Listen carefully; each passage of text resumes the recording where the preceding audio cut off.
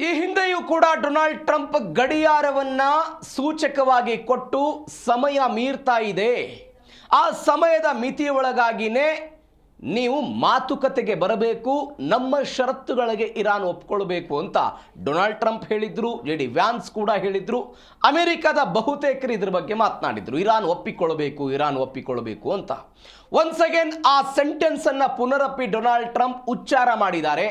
ಸಮಯ ಮೀರ್ತಾ ಇದೆ, ಬೇಗ ನಿರ್ಧಾರ ಮಾಡಿ, ಇಲ್ಲದೆ ಇದ್ದರೆ ನಿಮ್ಮ ಕೈಯಲ್ಲಿ ಏನೂ ಉಳಿಯಲ್ಲ. ಯಾರು ಕೊಟ್ಟಿರುವ ಎಚ್ಚರಿಕೆ? ಡೊನಾಲ್ಡ್ ಟ್ರಂಪ್ ಇರಾನ್ಗೆ ಕೊಟ್ಟಿರುವಂತಹ ಎಚ್ಚರಿಕೆ ಇದು. ನಾವು ಕಳೆದ ಅನೇಕ ದಿನಗಳಿಂದ ಚರ್ಚೆ ಮಾಡ್ತಾ ಇದ್ದೀವಿ. ಫೆಬ್ರವರಿ 28ನೇ ತಾರೀಕಿಗೆ ಶುರುವಾದಂತಹ ಮೊದಲ ಹಂತದ ಯುದ್ಧ ಏಪ್ರಿಲ್ 7ನೇ ತಾರೀಕಿಗೆ ಮುಕ್ತಾಯ. ಇದೀಗ ಪೆಂಟಗನ್, ಅಮೆರಿಕಾದ ಪೆಂಟಗನ್ ಮತ್ತು ಇಸ್ರೇಲ್ ಜಂಟಿಯಾಗಿ ಸೇರಿಕೊಂಡು ಎಫಿಕ್ ಫ್ಯೂರಿ ಕಾರ್ಯಾಚರಣೆ 2.0 ಮಾಡೋದಕ್ಕೆ ತಯಾರಿಯನ್ನು ನಡೆಸ್ತಾ ಇವೆ ಅಂತ. ಅದರ ಭಾಗವಾಗಿ ಪುನರಪಿ ಅವರ ವಿರುದ್ಧ ಕಾರ್ಯಾಚರಣೆಗಳನ್ನು ಮಾಡೋದು, ಆ ಕಾರ್ಯಾಚರಣೆಗೆ ಬೇಕಾದಂತಹ ನೀಲ ನಕ್ಷೆಯನ್ನು ತಯಾರು ಮಾಡೋದು, ಅದರ ಜೊತೆಗೆ ಎಚ್ಚರಿಕೆಯ ಮೇಲೆ ಎಚ್ಚರಿಕೆ ಕೊಡೋ ಪ್ರಯತ್ನ. ಯಾಕೆ ಎಚ್ಚರಿಕೆ ಕೊಡೋ ಪ್ರಯತ್ನ ಅಮೆರಿಕ ಮಾಡ್ತಾ ಇದೆ? ಪ್ರಮುಖವಾಗಿ ಗಮನಿಸಬೇಕಾದ ಸಂಗತಿ ಅಂತ ಹೇಳಿದ್ರೆ, ಇರಾನ್ ಶತಾಯಗತಾಯವಾಗಿ ಮಾತುಕತೆಗೆ ಒಪ್ಪಿಕೊಳ್ಳಬೇಕು. ನಾವು ಮೂಲ ಸೌಕರ್ಯಗಳ ಮೇಲೆ ದಾಳಿ ಮಾಡ್ತೀವಿ, ನಿಮ್ಮ ನಾಯಕರನ್ನು ಹತ್ಯೆ ಮಾಡ್ತೀವಿ, ನಿಮ್ಮ ಆರ್ಥಿಕತೆಗೆ ಪೆಟ್ಟು ಕೊಡ್ತೀವಿ, ಇತ್ಯಾದಿ ಎಚ್ಚರಿಕೆಗಳನ್ನು ಕೊಟ್ಟಾಗಲೂ ಕೂಡ ಇರಾನ್ ಜಗ್ಲಿಲ್ಲ. ನಾವು ಕೂಡ ಪ್ರತ್ಯುತ್ತರವನ್ನು ಕೊಡ್ತೀವಿ ಅಂತ ಹೇಳ್ತು. ಆದರೆ ಅಮೆರಿಕದ ಅಧ್ಯಕ್ಷ ಡೊನಾಲ್ಡ್ ಟ್ರಂಪ್ ಒಂದು ಆಲೋಚನೆ ಮಾಡ್ದಂಗೆ ಕಾಣಿಸ್ತಾ ಇದೆ. ಇವರು ಹೀಗೆ ಬಿಟ್ಟರೆ ಸುಮ್ಮನಿರೋದಿಲ್ಲ. ಇವರ ಅಸ್ತಿತ್ವದ ಬಗ್ಗೆ ನಾವು ಮಾತನಾಡಬೇಕು. ಈ ಅಸ್ತಿತ್ವದ ಬಗ್ಗೆ ಮಾತನಾಡಿದಾಗ ಮಾತ್ರ ಇವರು ಮಾತುಕತೆಗೆ ಬರಬಹುದು ಎನ್ನುವಂತಹ ಲೆಕ್ಕಾಚಾರದ ಭಾಗವಾಗಿ ಡೊನಾಲ್ಡ್ ಟ್ರಂಪ್ ಪುನರಪಿ ಎಚ್ಚರಿಕೆ ಕೊಡೋ ಪ್ರಯತ್ನವನ್ನು ಪಟ್ಟು ಇದೀಗ ಸಮಯ ಮೀರ್ತಾ ಇದೆ, ನಿಮ್ಮ ಹತ್ರ ಏನು ಉಳಿದಿಲ್ಲ ಅನ್ನುವಂಥ ಎಚ್ಚರಿಕೆ ಕೊಟ್ಟಿರಬಹುದು ಎನ್ನುವಂಥ ಅಂದಾಜು ಸದ್ಯಕ್ಕೆ ಬರ್ತಾ ಇದೆ. ಹಾಗಾದ್ರೆ ಏನಾಯಿತು ಡೊನಾಲ್ಡ್ ಟ್ರಂಪ್ ಅವರು ಹೇಳಿರೋದು? ಡೀಟೇಲ್ಸ್ ನೋಡ್ತಾ ಹೋಗೋದಾದ್ರೆ, ಇರಾನ್ಗೆ ಟ್ರಂಪ್ ಡೆಡ್ಲೈನ್ ಪರೀಕ್ಷೆ ಕೊಟ್ಟಿದ್ದಾರೆ. ಒಂದು ಡೆಡ್ಲೈನ್ ಪರೀಕ್ಷೆ ಇದು. ಏನಂತ ಹೇಳಿದ್ರು? ಬೇಗನೆ ಶರಣಾಗಿ, ಇಲ್ಲದೆ ಇದ್ದರೆ ಅಂತಿಮವಾಗಿ ನಿಮ್ಮ ಬಳಿ ಏನೂ ಇರಲ್ಲ ಅಂತ. ಯಾರು ಹೇಳಿರೋದು? ಡೊನಾಲ್ಡ್ ಟ್ರಂಪ್ ಹೇಳಿರೋದು. ಏನೂ ಇರಲ್ಲ ನಿಮ್ಮ ಬಳಿ, ಬೇಗನೆ ಮಾತುಕತೆಗೆ ಬನ್ನಿ, ಆ ಮಾತುಕತೆಗೆ ಬರುವುದರ ಜೊತೆಗೆ ನಮ್ಮ ಮಾತಿಗೆ ನೀವು ಒಪ್ಪಿಗೆಯನ್ನು ಸೂಚಿಸಿ. ಇರಾನ್ಗೆ ಸುನಾಮಿಯಂತೆ ಸರ್ವನಾಶ ಮಾಡುವುದಾಗಿ ಎಚ್ಚರಿಕೆಯನ್ನು ಕೊಟ್ಟು ಪೋಸ್ಟ್ ಹಾಕಿದ್ದಾರೆ. ಟ್ರುತ್ ಸೋಷಿಯಲ್ ಮೀಡಿಯಾದಲ್ಲಿ ಇರಾನ್ ಸುತ್ತುವರೆದು ದಾಳಿ ಮಾಡುವಂಥ ನಕ್ಷೆಯನ್ನು ಹಂಚಿಕೊಂಡ್ರು.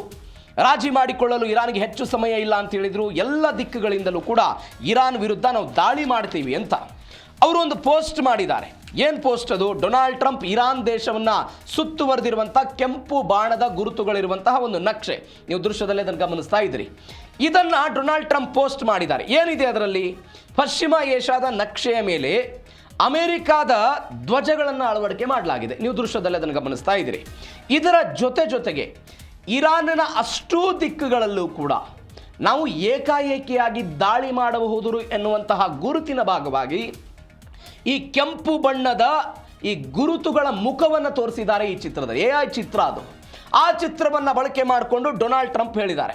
ಅಂದರೆ ಇದರ ಅರ್ಥ ಏನು ಅಂತ ಹೇಳಿದ್ರೆ, ಅಮೆರಿಕಾದ ಮಿತ್ರ ದೇಶಗಳೇನು ಮಧ್ಯಪ್ರಾಚ್ಯದಲ್ಲಿದೆ, ಅದು ಬಹರೇನ್, ಸೌದಿ ಅರೇಬಿಯಾ, UAE, ಬೇರೆ ದೇಶ, ಕತಾರ್, ಈ ಎಲ್ಲ ದೇಶಗಳು, ಇಸ್ರೇಲ್ನ ಜೊತೆಗೆ ಈ ಎಲ್ಲ ದೇಶಗಳಿಂದಲೂ ಕೂಡ, ಅಂದರೆ ನಿಮ್ಮದೇ ಮುಸ್ಲಿಂ ದೇಶಗಳಿಂದ ಇರಾನ್ ಮೇಲೆ ನಾವು ಎಲ್ಲ ಕಡೆಯಿಂದಲೂ ಕೂಡ ದಾಳಿ ಮಾಡಬಲ್ಲೆವು ಎನ್ನುವಂತಹ ಒಂದು ಸಂದೇಶವನ್ನು ಈ AI ಪೋಸ್ಟ್ ಮುಖಾಂತರ ಅವರು ಕೊಡೋ ಪ್ರಯತ್ನವನ್ನು ಮಾಡಿದ್ದಾರೆ. ಇದರ ಜೊತೆಗೆ ಮತ್ತೊಂದು ಸಂದೇಶ ಏನು ಅಂತ ಹೇಳಿದರೆ, ಅಮೆರಿಕದ ಯುದ್ಧ ನೌಕೆಗಳನ್ನಲ್ಲಿ ತೋರಿಸಲಾಗಿದೆ. ಇದರ ಪ್ರಮುಖವಾಗಿ ಇರಾನ್ನ ವೇಗದ ದೋಣಿಯ ಮೇಲೆ ಅಮೆರಿಕದ ನೌಕೆಗಳು ದಾಳಿ ಮಾಡ್ತೇವೆ ಅಂತ. ನೀವು ಗಮನಿಸಿ, ಯಾವಾಗ ನೌಕಾ ದಿಗ್ಬಂಧನವನ್ನು ಡೊನಾಲ್ಡ್ ಟ್ರಂಪ್ ಹಾರ್ಮುಜ್ ಮೇಲೆ ಹೇರೋ ಪ್ರಯತ್ನವನ್ನು ಮಾಡ್ತಾ ಬಂದ್ರಲ್ಲ, ಆ ಸಮಯದಲ್ಲಿ ಅವರು ನೌಕಾ ದಿಗ್ಬಂಧನದ ಭಾಗವನ್ನು ವಿಸ್ತರಣೆ ಮಾಡೋ ಪ್ರಯತ್ನವನ್ನು ಮಾಡಿದರು. ವಿಸ್ತರಣೆ ಮಾಡೋ ಪ್ರಯತ್ನ ಏನು ಮಾಡಿದರು? ಪ್ರಾಜೆಕ್ಟ್ ಫ್ರೀಡಮ್ ಅನ್ನು ತೆಗೆದುಕೊಂಡು ಬಂದರು. ವಾಣಿಜ್ಯ ಹಡಗುಗಳಿಗೆ ಹಾನಿಯಾಗದಂತೆ ನಾವು ನೋಡ್ಕೊಳ್ತೀವಿ ಅಂತ ಪ್ರಾಜೆಕ್ಟ್ ಫ್ರೀಡಮ್ ಅನ್ನು ಹಾರ್ಮುಜ್ನಲ್ಲಿ ವಿಸ್ತರಣೆ ಮಾಡೋ ಪ್ರಯತ್ನ ಆಯಿತು. ಆ ಪ್ರಯತ್ನದ ಭಾಗವಾಗಿ ಇರಾನ್ ಬೇರೆ ದೇಶಗಳ ಮುಂದೆ ಇದರ ಬಗ್ಗೆ ಚಕಾರ ಎತ್ತೋ ಪ್ರಯತ್ನವನ್ನು ಮಾಡ್ತು. ಇದು ಹಿಂದೆ ಸರಿದು ಹೋಗಬೇಕು, ಯಾವುದೇ ಕಾರಣಕ್ಕೂ ಹಾರ್ಮುಜ್ ಮೇಲೆ ಅಮೆರಿಕ ನಿಯಂತ್ರಣವನ್ನು ಹೇರಬಾರದು ಅಂತ. ಇದೀಗ ಈ ಚಿತ್ರದ ಮುಖಾಂತರ ಅವ್ರು ಏನು ಹೇಳ್ತಾ ಇದ್ದಾರೆ, ಒನ್ಸ್ ಅಗೇನ್ ನಾವು ಹಾರ್ಮುಜ್ನಲ್ಲಿ ದಾಳಿ ಮಾಡ್ಬೋದು. ಆ ದಾಳಿ ಹೆಂಗಿರುತ್ತೆ ಅಂತ ಹೇಳಿದ್ರೆ, ಯಾವ ಚಿಕ್ಕ ಚಿಕ್ಕ ದೋಣಿಗಳ ಮುಖಾಂತರ ಅಮೆರಿಕಾದ ನೌಕೆಗಳ ವಿರುದ್ಧ ಇವತ್ತು ಇರಾನ್ ಹೋರಾಟ ಮಾಡ್ತಾ ಇದೆ, ಅದು ಸೊಳ್ಳೆ ದೋಣಿಗಳು ಅಂತೆಲ್ಲ ನಾವು ಮಾತನಾಡಿದ್ದೀವಿ, ಅವುಗಳ ವಿರುದ್ಧವಾಗಿ ನಾವು ಕಾರ್ಯಾಚರಣೆಯನ್ನು ಮಾಡ್ತೀವಿ, ಅವುಗಳನ್ನು ಕೂಡ ನೇರವಾಗಿ ಹೊಡೆದುರುಳಿಸ್ತೀವಿ ಅನ್ನುವಂಥ ಸಂದೇಶವನ್ನು ಇಲ್ಲಿ ಕೊಡೋ ಪ್ರಯತ್ನವನ್ನು ಮಾಡಿದ್ದಾರೆ. ಇದರ ಒಟ್ಟಾರೆ ಅರ್ಥ ಏನು? ನನ್ನ ಸಾರ್ವಭೌಮತ್ವ ಎಲ್ಲಿದೆ, ಒಟ್ಟಾರೆ ಮಧ್ಯಪ್ರಾಚ್ಯದಲ್ಲಿ ಇದೆ ಅನ್ನುವಂಥ ಸಂದೇಶ ಕೊಡೋ ಪ್ರಯತ್ನ. ಒಂದ್ಸಗೆ ನೀವು ಹಿಂದೆ ಹೋಗಿ, ಅರಾಗ್ಜಿ ಆಗಿರ್ಬೋದು, ಇರಾನ್ನ ಸ್ಪೀಕರ್ಗಳಾಗಿರ್ಬೋದು, ಎಲ್ಲರೂ ಏನಂತ ಹೇಳಿಕೆ ಕೊಟ್ಟಿದ್ರು, ಪರ್ಷಿಯನ್ ಈ ಕೊಲ್ಲಿ ಏನಿದೆ ಅದರ ನಿಯಂತ್ರಣ ನಮ್ಮ ವ್ಯಾಪ್ತಿಗೆ ಬರುವಂಥ ದೇಶಗಳ ಹತ್ರ ಮಾತ್ರ ಇದೆ, ಸಾವಿರಾರು ಕಿಲೋಮೀಟರ್ ದೂರವಿರುವಂಥ ಅಮೆರಿಕ ಬಂದು ಇಲ್ಲಿ ನಿಯಂತ್ರಣ ಮಾಡೋ ಅವಶ್ಯಕತೆ ಇಲ್ಲ ಅಂತ ಹೇಳಿತ್ತು. ಆದರೆ ಇವತ್ತು ಅಮೆರಿಕ ಅದಕ್ಕೆ ಪ್ರತಿಕ್ರಿಯೆ ಕೊಟ್ಟಂತೆ ಇದೆ. ನಮ್ಮ ಮಿಲಿಟರಿ, ನಮ್ಮ ಆರ್ಥಿಕ, ನಮ್ಮ ರಾಜತಾಂತ್ರಿಕ ನೆಲೆ ಈ ಮಧ್ಯಪ್ರಾಚ್ಯದ ಮೇಲೆ ಇದೆ ಅನ್ನುವಂಥ ಸಂದೇಶವನ್ನು ಈ ಚಿತ್ರದ ಮುಖಾಂತರ ಟ್ರಂಪ್ ಕೊಡೋ ಪ್ರಯತ್ನವನ್ನು ಮಾಡಿದ್ದಾರೆ. ಇದು ನಕ್ಷೆಗೆ ಸಂಬಂಧಪಟ್ಟಂತಹ ಡೀಟೇಲ್ಸ್ ಆಯಿತು. ಇದರ ಪ್ರಮುಖವಾಗಿ 5 ಷರತ್ತುಗಳನ್ನು ಅಮೆರಿಕ ಮತ್ತೆ ವಿಧಿಸಿದೆ. ಏನು 5 ಷರತ್ತುಗಳು? ಒನ್ಸ್ ಅಗೇನ್ ಅದೇ ಷರತ್ತುಗಳು. ಪರಮಾಣು ವಿಚಾರದಲ್ಲಿ ಇರಾನ್ ಹಿಂದೆ ಸರಿಬೇಕು, ತನ್ನ ಬಳಿ ಇರುವಂತಹ 450 kg ಪುಷ್ಟೀಕರಿಸಿದ ಯುರೇನಿಯಂ ಅನ್ನು ನಮಗೆ ಹಸ್ತಾಂತರ ಮಾಡಬೇಕು, ದೇಶದಲ್ಲಿ ಕೇವಲ 1 ಪರಮಾಣು ರಿಯಾಕ್ಟರ್ ಮಾತ್ರ ಸಕ್ರಿಯ ಆಗಿರಬೇಕು, ಈವರೆಗೆ ಆಗಿರುವಂಥ ಯಾವುದೇ ಹಾನಿಯನ್ನು ಅಮೆರಿಕ ಪರಿಹಾರ ರೂಪದಲ್ಲಿ ಕೊಡೋದಿಲ್ಲ, ವಿದೇಶಗಳಲ್ಲಿ ಜಪ್ತಿಯಾಗಿರುವ ಇರಾನ್ ಆಸ್ತಿ ಬಿಡುಗಡೆಗೆ ಟ್ರಂಪ್ ನಕಾರ ವ್ಯಕ್ತಪಡಿಸಿದ್ದಾರೆ, ಇರಾನ್ನ ಪರಮಾಣು ಶಕ್ತಿಯನ್ನು ಸಂಪೂರ್ಣವಾಗಿ ಕುಗ್ಗಿಸೋದೇ ನಮ್ಮ ಗುರಿ ಅಂತ ಹೇಳಿದ್ದಾರೆ. ನೀವೆಲ್ಲವೂ ಆಯಿತು, ಯುರೇನಿಯಂ ಆಯಿತು, ಪರಮಾಣು ಆಯಿತು, ಆರ್ಥಿಕವಾಗಿ ನಷ್ಟ ಆಗಿದ್ದನ್ನು ಕೊಡೋದಿಲ್ಲ ಅನ್ನೋದಾಯಿತು. ಒಂದು ಪ್ರಮುಖ ಕಂಡೀಷನ್ ಇದರಲ್ಲಿ ಇರೋದು, ಕೇವಲ 1 ಪರಮಾಣು ರಿಯಾಕ್ಟರ್ ಮಾತ್ರ ಕಾರ್ಯನಿರ್ವಹಿಸಬೇಕು ಅಂತ. ಇದಕ್ಕೆ ಇರಾನ್ ಅಕ್ಷರಶಃ ಒಪ್ತಾ ಇಲ್ಲ. ಅಮೆರಿಕ ಏನು ಹೇಳ್ತಾ ಇದೆ, ಇರಾನ್ನ ಬಳಿ ಇರುವಂತಹ ಬೂಶಹರ್ ಎನ್ನುವಂತಹ ರಿಯಾಕ್ಟರ್ ಏನಿದೆ ಅದಕ್ಕೆ ಮಾತ್ರ ನಾವು ಅನುಮತಿ ಕೊಡ್ತೀವಿ, ಅದು ಮಾತ್ರ ಕಾರ್ಯಾಚರಣೆ ನಿರ್ವಹಿಸಬೇಕು, ನಂಟಾಜ್, ಫೋರ್ಡ್ ಆಗಿರ್ಬೋದು, ಬೇರೆ ಬೇರೆ ಭೂಗತ ಕೇಂದ್ರಗಳೇನಿದೆ ಅವು ಕೆಲಸವನ್ನು ಮಾಡಬಾರ್ದು ಅಂತ. ಯಾವ ಕಾರಣಕ್ಕಾಗಿ? ನೀವು ಬೂಶಹರ್ ಎನ್ನುವಂತಹ ಈ ರಿಯಾಕ್ಟರ್ ಕೇಂದ್ರ ಏನಿದೆ ಇದು ಪರಮಾಣು ವಿದ್ಯುತ್ ಸ್ಥಾವರ ಇದು. ಯಾವ ಕಾರಣಕ್ಕಾಗಿ? ದೇಶದ ಏಕೈಕ ಕಾರ್ಯಾಚರಣೆಯನ್ನು ನಿರ್ವಹಿಸುವಂಥ ವಿದ್ಯುತ್ ರಿಯಾಕ್ಟರ್ ಇದು. ಇರಾನ್ಗೆ ಬೇಕಾದಂತಹ ವಿದ್ಯುತ್ತನ್ನು ಒದಗಿಸಿಕೊಡುತ್ತೆ, ನಾಗರಿಕರಿಗೆ ಬೇಕಾದಂಥ ವಿದ್ಯುತ್ತನ್ನು ಒದಗಿಸಿಕೊಡೋ ಪ್ರಯತ್ನದ ಭಾಗವಾಗುತ್ತೆ. ರಷ್ಯಾದ ಸಹಾಯದಿಂದ ಇದು ಕೆಲಸವನ್ನು ಮಾಡ್ತಾ ಇದೆ. ಆದರೆ ಇಲ್ಲಿ ನಮಗೆ ಏನು ಮಾಡೋದಕ್ಕೆ ಸಾಧ್ಯ ಇಲ್ಲ. ಇವರು 60% ಯುರೇನಿಯಂ ಏನು ಪುಷ್ಟೀಕರಣ ಮಾಡಿದ್ದಾರೆ ಅದನ್ನು 90% ಏರಿಕೆ ಮಾಡೋದಕ್ಕೆ ಈ ಬೂಶಹರ್ ಎನ್ನುವಂತಹ ಪರಮಾಣು ಕೇಂದ್ರದಲ್ಲಿ ಸಾಧ್ಯ ಇಲ್ಲ. ಅದು ಎಲ್ಲಿ ಸಾಧ್ಯ ಇದೆ? ಅದು ನಂಟಾಜ್ನಲ್ಲಿ ಸಾಧ್ಯ ಇದೆ, ಫೋರ್ಡ್ನಲ್ಲಿ ಸಾಧ್ಯ ಇದೆ, ಗರಿಷ್ನಲ್ಲಿ ಸಾಧ್ಯ ಇದೆ. ಇವೆಲ್ಲವೂ ಕೂಡ ಭೂಗತ ಕೇಂದ್ರವಾಗಿ ಕೆಲಸ ಮಾಡುವಂತಹ ಕೇಂದ್ರಗಳು. ಅಮೆರಿಕ ಅದಕ್ಕೆ ಹೇಳ್ತಾ ಇದೆ ಎಲ್ಲವನ್ನ ಬಂದ್ ಮಾಡಬೇಕು, ಆದರೆ ಒಂದನ್ನು ಮಾತ್ರ, ನೀವು ಬೂಶಹರನ್ನು ಮಾತ್ರ ಉಳಿಸ್ಕೊಳ್ಬೇಕು ಅಂತ. ಆದರೆ ಇರಾನ್ ಹೇಳ್ತಾ ಇರೋದೇನು? ನಮ್ಮ ಸ್ವಾಭಿಮಾನದ ಸಂಕೇತ ಅಂತ ಅವ್ರು ಹೇಳ್ತಾ ಇದ್ದಾರೆ. ಇದರ ಪ್ರಮುಖವಾಗಿ ಇದರ ಮತ್ತೊಂದು ಭಾಗವನ್ನು ನೋಡೋದಾದರೆ, ಇಸ್ಫಹಾನ್ ಈ ಪರಮಾಣು ಇಂಧನ ಮತ್ತು ಈ ಏನಿದೆ ಕಚ್ಚಾ ಇದ್ದಿದ್ದನ್ನು ಪರಮಾಣು ಇಂಧನವಾಗಿ ಮಾರ್ಪಾಡು ಮಾಡೋದು, ಯುರೇನಿಯಂ ಅನ್ನು ಕೂಡ ಸಂಸ್ಕರಿಸಿದವಾಗಿ ಮಾಡುವಂತಹ ಪ್ರಯತ್ನವನ್ನು ಇಸ್ಫಹಾನ್ನಲ್ಲೂ ಕೂಡ ಮಾಡಲಾಗುತ್ತೆ.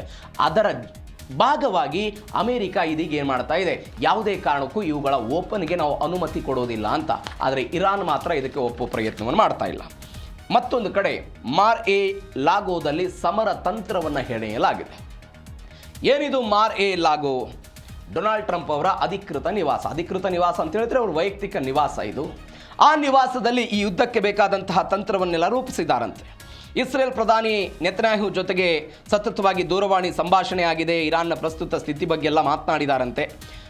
ರಾಷ್ಟ್ರೀಯ ಭದ್ರತಾ ತಂಡದೊಂದಿಗೆ ಟ್ರಂಪ್ ಮಹತ್ವದ ಹೈ ಲೆವೆಲ್ ಸಭೆಯೆಲ್ಲ ಮಾಡಿದ್ದಾರೆ. JD wands, Marco Rubio, CIA ಮುಖ್ಯಸ್ಥರ ಜೊತೆಗೆಲ್ಲ ಮಾತುಕತೆ ನಡೆಸಿದ್ದಾರೆ. ಏನು ಮಾತುಕತೆ ಆಯಿತು? ಅಮೆರಿಕಾದಿಂದ ಬರ್ತಾ ಇರುವಂಥ ಡೀಟೇಲ್ಸ್ ಏನು ಅಂತ ಹೇಳಿದರೆ, ಟ್ರಂಪ್ ಅವರ ಸ್ವಂತ ನಿವಾಸ ಇದು. ವೈಟ್ ಹೌಸ್ಗಿಂತಲೂ ಕೂಡ ಇಲ್ಲಿ ಅತಿ ಹೆಚ್ಚು ಇರಾನ್ ವಿರುದ್ಧ ಕಾರ್ಯತಂತ್ರಗಳನ್ನು ಮಾಡ್ತಾರೆ ಅಂತ ಹೇಳ್ತಿದ್ದಾರೆ. ನೆತನ್ಯಾಹು ಅವರೊಂದಿಗೆ ನಿರಂತರವಾಗಿ ಮಾತುಕತೆಯನ್ನು ನಡೆಸಿ ಈ ಪರಮಾಣು ಮತ್ತು ಬ್ಯಾಲಿಸ್ಟಿಕ್ ಕ್ಷಿಪಣಿ ಕಾರ್ಯಪಡೆ ಏನಿದೆ ಅದನ್ನು ಸಂಪೂರ್ಣವಾಗಿ ಹೆಂಗೆ ಹತ್ತಿಕ್ಬೋದು ಇರಾನ್ನ ವಿರುದ್ಧ, ಅದ್ರ ಬಗ್ಗೆ ಮಾತುಕತೆಗಳಾಗಿದೆ. ಮತ್ತು ಜಂಟಿಯಾಗಿ ಅಮೆರಿಕ ಮತ್ತು ಇಸ್ರೇಲ್ ಸೇರಿಕೊಂಡು ಜಂಟಿಯಾಗಿ ಎಫೆಕ್ಟ್ ಫ್ಯೂರಿ 2.0 ಅನ್ನು ಹೆಂಗೆ ಶುರು ಮಾಡ್ಬೋದು, ಈ ದಾಳಿ ಹೆಂಗಿರಬೇಕು. ನಾನು ಮೊನ್ನೆ ಹೇಳಿದೆ ಯಾವ್ಯಾವ ಭಾಗಗಳನ್ನು ಅಮೆರಿಕ ಹಂಚ್ಕೊಂಡಿತ್ತು, ಉತ್ತರ ಭಾಗವನ್ನು ಇಸ್ರೇಲ್ ಹೇಗೆ ಹಂಚ್ಕೊಂಡಿತ್ತು, ಏನು ಎತ್ತ ಅನ್ನೋದನ್ನು ಮೊದಲ ಹಂತದಲ್ಲಿ ನೋಡಿದ್ವಿ. ಈಗ ಒನ್ಸ್ ಅಗೇನ್ ಅದೇ ಯುದ್ಧದ ಕಾರ್ಯತಂತ್ರದ ಬಗ್ಗೆ ಚರ್ಚೆ ಆಗಿದೆ ಅನ್ನೋದು ಡೀಟೇಲ್ಸು. ಈ 30 ನಿಮಿಷ ಮಾತುಕತೆಗಳಲ್ಲಿ ಡೊನಾಲ್ಡ್ ಟ್ರಂಪ್ ಚೀನಾಕ್ಕೆ ಹೋಗಿ ಬಂದ್ರಲ್ಲ, ಆ ಚೀನಾದ ಸಮಯದಲ್ಲಿ ಚೀನಾ ಪ್ರತಿಪಾದನೆ ಮಾಡಿದೆ ಅಂತೆ. ಏನಂತ? ಇರಾನ್ ಯಾವುದೇ ಕಾರಣಕ್ಕೂ ಪರಮಾಣನ್ನು ಹೊಂದಬಾರದು, ಹಾರ್ಮುಜ್ ಅನ್ನು ಮುಕ್ತಗೊಳಿಸಬೇಕು ಅಂತ ಚೀನಾದ ಅಧ್ಯಕ್ಷ ಕ್ಸಿ ಜಿನ್ಪಿಂಗ್ ಒಪ್ಕೊಂಡಿದ್ದಾರೆ ಅನ್ನೋದನ್ನು ಕೂಡ ಯಾರು ಹೇಳಿದಾರಂತೆ ಡೊನಾಲ್ಡ್ ಟ್ರಂಪ್? ಇದೇ ಇಸ್ರೇಲ್ನ ಅಧ್ಯಕ್ಷ ಬೆಂಜಮಿನ್ ನೆತನ್ಯಾಹು ಅವರಿಗೆಲ್ಲ ತಿಳಿಸಿದ್ರಂತೆ. ಅದ್ರ ಬಗ್ಗೆಯೂ ಕೂಡ ಮಾತುಕತೆ ಆಗಿದೆ. ಇಬ್ಬರು ವ್ಯಕ್ತಿಗಳ ಹೆಸರನ್ನು ನೋಡ್ತಾ ಇದ್ದೀರಿ ನೀವು, ಜೆ ಡಿ ವ್ಯಾನ್ಸ್ ಮತ್ತು ಮಾರ್ಕ್ ರೂಬಿಯೋ. ಈ ಜೆ ಡಿ ವ್ಯಾನ್ಸ್ ಎನ್ನುವಂತಹ ವ್ಯಕ್ತಿಗೆ ಒಂದು ಜವಾಬ್ದಾರಿಯನ್ನು ಕೊಟ್ಟಿದ್ದಾರೆ. ಏನು ಜವಾಬ್ದಾರಿ ಕೊಟ್ಟಿದ್ದಾರೆ? ಈ ಇರಾನ್ಗೆ ತೈಲದ ಹಣ ಬರುತ್ತಲ್ಲ, ತೈಲವನ್ನು ಮಾರಾಟ ಮಾಡಿದ ನಂತರ ಅವರಿಗೆ ಬರುವಂತಹ ಹಣ, ಅದು ಅದರ ಜೊತೆಗೆ ರಹಸ್ಯ ನಿಧಿ ಇವ್ಯಾವುದೂ ಕೂಡ ಇರಾನ್ ಕೈಗೆ ಸಿಗಬಾರದು.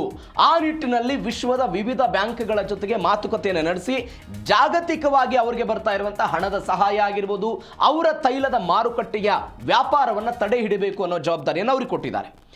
ಮತ್ತೊಂದು ಪ್ರಮುಖವಾದ ಅಂಶ ಇವರಿಗೆ ಕೊಟ್ಟಿರುವಂಥದ್ದು, ಯುದ್ಧದಿಂದ ಮಿತ್ರ ದೇಶಗಳಿಗೆ ಏನಾದರೂ ಹಾನಿಯಾದರೆ, ಅಂದರೆ ಸೌದಿ ಅರೇಬಿಯಾ, ಮಧ್ಯಪ್ರಾಚ್ಯದ ಬೇರೆ ಬೇರೆ ದೇಶಗಳಿಗೆ ಏನಾದರೂ ಹಾನಿಯಾಗುತ್ತಾ, ಆ ಹಾನಿಯನ್ನು ಹೇಗೆ ನಿರ್ವಹಣೆ ಮಾಡಬಹುದು, ಅದರ ಬಗ್ಗೆ ನೀವು ಆಲೋಚನೆ ಮಾಡಬೇಕು ಅಂತ ಜೆ ಡಿ ವ್ಯಾನ್ಸ್ ಅವರಿಗೆ ಜವಾಬ್ದಾರಿಯನ್ನು ಕೊಟ್ಟಿದ್ದಾರೆ.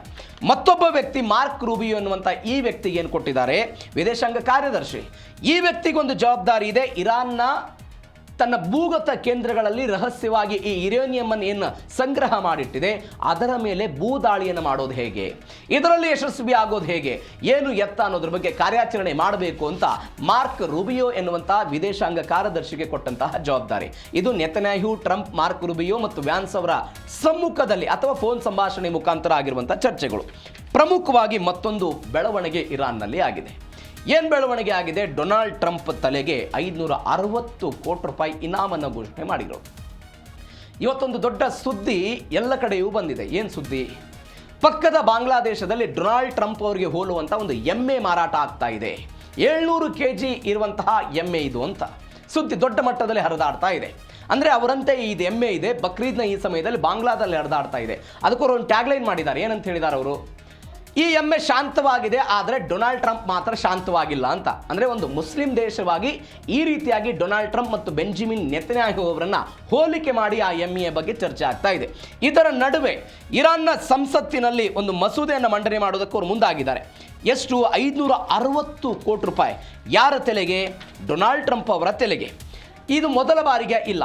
ನಾವು ಅನೇಕ ಬಾರಿ ಈ ಇದೇ DNA ಚರ್ಚೆ ಮಾಡಿದ್ದೀವಿ. 2020ರಲ್ಲಿ ಅಮೆರಿಕ ಸುಲೈಮಾನನ್ನ ಹತ್ಯೆ ಮಾಡಿದಂತಹ ಸಮಯದಲ್ಲೂ ಕೂಡ ಇರಾನ್ ಉದ್ವಿಗ್ನತೆಗೆ ಹೋಗ್ಬಿಟ್ಟಿತ್ತು, ಪ್ರತಿಕಾರ ತೀರಿಸಿಕೊಳ್ಳೋ ಹಂತಕ್ಕೆ ಹೋಗಿತ್ತು.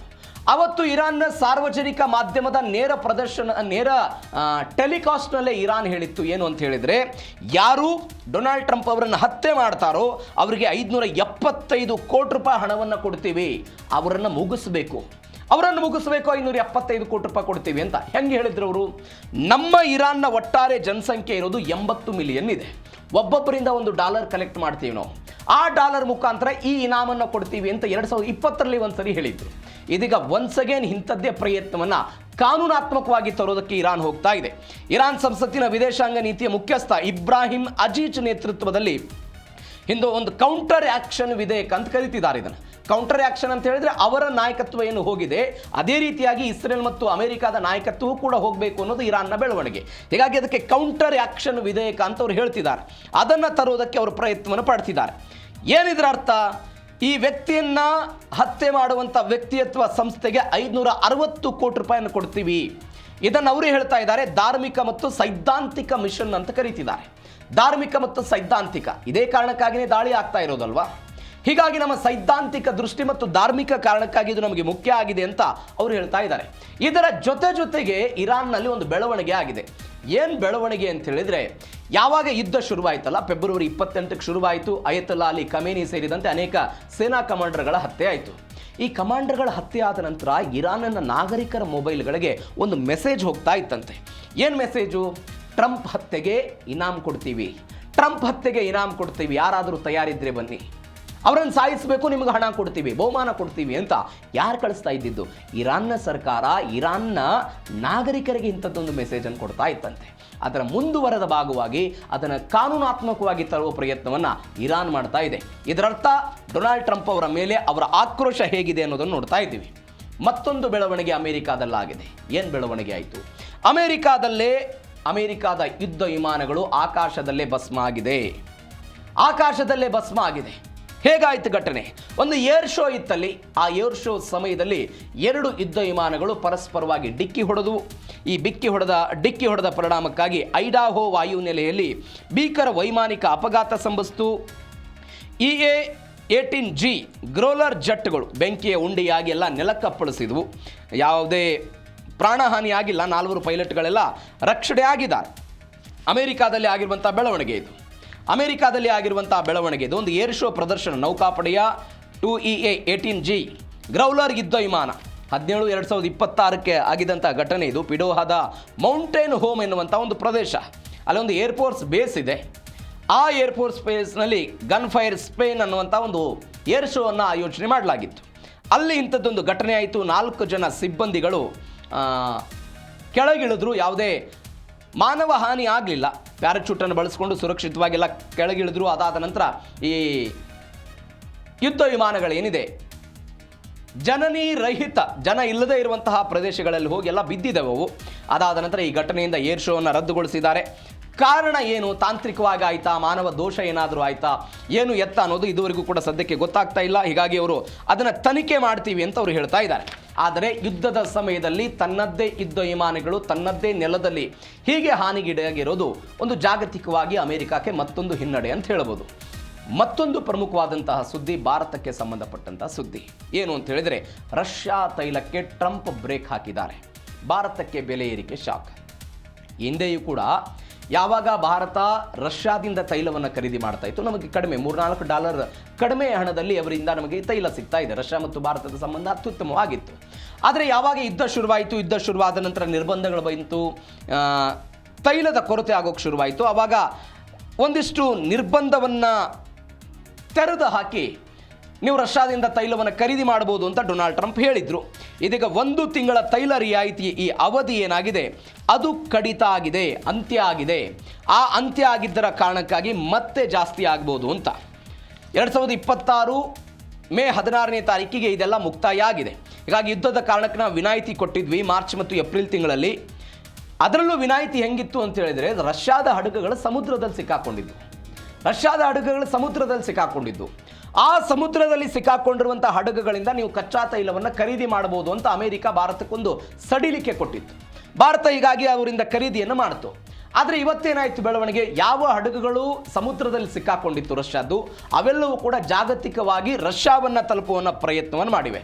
ಹೀಗಾಗಿ ರಷ್ಯಾವನ್ನು ತಲುಪಿದ್ರಿಂದ ನಾವು ಅದನ್ನೆಲ್ಲವನ್ನು ರದ್ದು ಮಾಡ್ತೀವಿ ಅಂತ ಸ್ಕಾಟ್ ಬೆಸೆಂಟ್ ಎನ್ನುವಂತಹ ವ್ಯಕ್ತಿ, ಅಮೆರಿಕಾದ ಈ ವ್ಯಕ್ತಿ ಕೊಟ್ಟಂತಹ ಹೇಳಿಕೆ.